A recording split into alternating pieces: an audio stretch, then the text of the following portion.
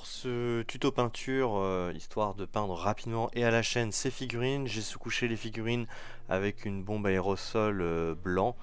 Donc j'ai utilisé une Army Painter blanc qui va me servir de base pour premièrement la fameuse Speed Paint Bonnie Mater, donc de chez Army Painter, qui me permettra en fait de l'appliquer telle quelle sur toutes les parties de vêtements. Donc ça me permettra d'avoir une couleur de vêtements crème, crème légèrement uniforme US, et ça fera un rendu très très bien. En Speed Paint Gunner Camo, je vais appliquer cette peinture Speed Paint de chez Army Painter sur les casques.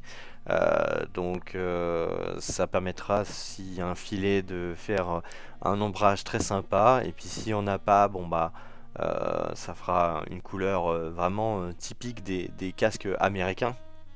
Donc je viens en appliquer partout sur le casque. Ensuite, en Valero Game Color, je vais mettre du kaki. Donc chez Citadel, l'équivalent c'est Zundry Dust sur tout ce qui est sac. Donc le sac de paquetage ainsi que les lanières qui se trouvent à l'avant. Donc ça se rapproche au maximum un petit peu des couleurs de l'uniforme, mais avec une couleur, une nuance légèrement différente, très légère, ce qui se verra surtout au niveau bien sûr des yeux et moins sur l'effet de masse. Donc on n'oublie pas, encore une fois, d'être précis et voilà. En Valero Game Color Bone Wife, je vais mettre cette couleur sur toutes les parties chères pour avoir cette teinte qui va venir être ombrée avec une speed paint, et vous allez voir que il y aura directement un résultat très sympa. Pas besoin non plus de rentrer dans des détails pour ce genre de figurine. Encore une fois, c'est une peinture rapide et efficace pour le champ de bataille. Donc une couleur clairement beige très claire qui va recevoir un ombrage grâce à la speed paint, et vous allez voir que l'effet tout à l'heure sera très très propre. En Rhinox Hide, donc ça peut être un autre marron foncé, hein, clairement, je vais faire tout ce qui est bottes. Voilà, je trouvais que le Rhinox Hide était pas trop mal pour ce résultat, mais après vous pouvez faire des mélanges.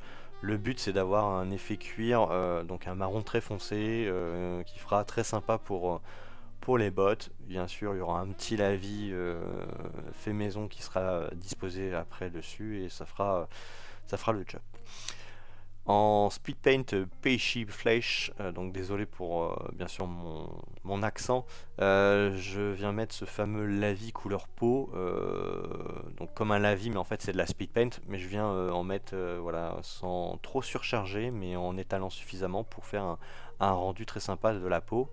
Après séchage sur toutes les zones sauf la peau, je vais mettre du noodle skin mélangé avec du medium, ce qui va me permettre de faire un lavis, on va dire foncé, avec une petite nuance très légère, je trouve, de vert à l'intérieur.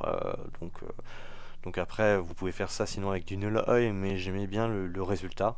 Donc voilà.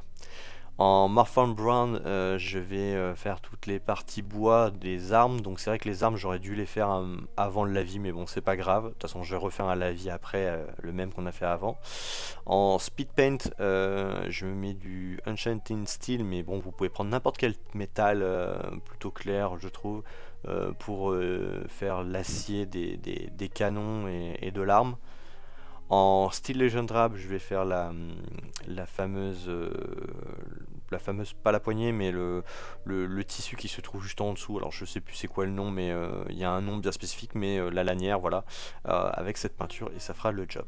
En Steel Legend Drab 50-50 avec du Rhinox Hide, mais ça aurait pu être un autre type de marron dans ces nuances-là.